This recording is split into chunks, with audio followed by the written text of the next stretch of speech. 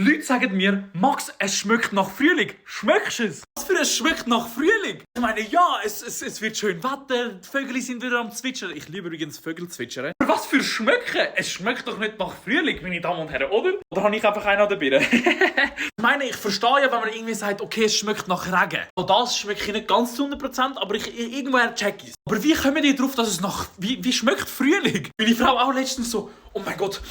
Schmeckst du es, Max? Schmeckst du es? Es schmeckt nach Frühling.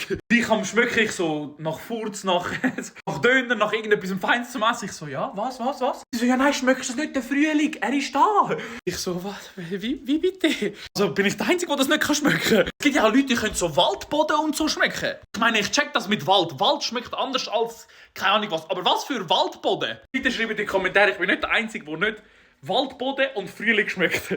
Was hast du gesagt? Frühling schmeckt nach Waldboden. Frühling schmeckt nach Waldboden, meine Damen und Herren, ihr habt es gehört. Korrektur nach nassem Waldboden. Nicht Bogen, sondern Boden. Ich sage euch trotzdem, einfach mal rauslaufen ist einfach so etwas Geiles. Frische Luft, die Leute irgendwie einfach so ein bisschen, so einfach in den Wald gehen oder so. Ah, es ist geil, ich schwöre auf alles. Wer von euch draussen geht auch gerne laufen? Schreibt es mal in die Kommentare.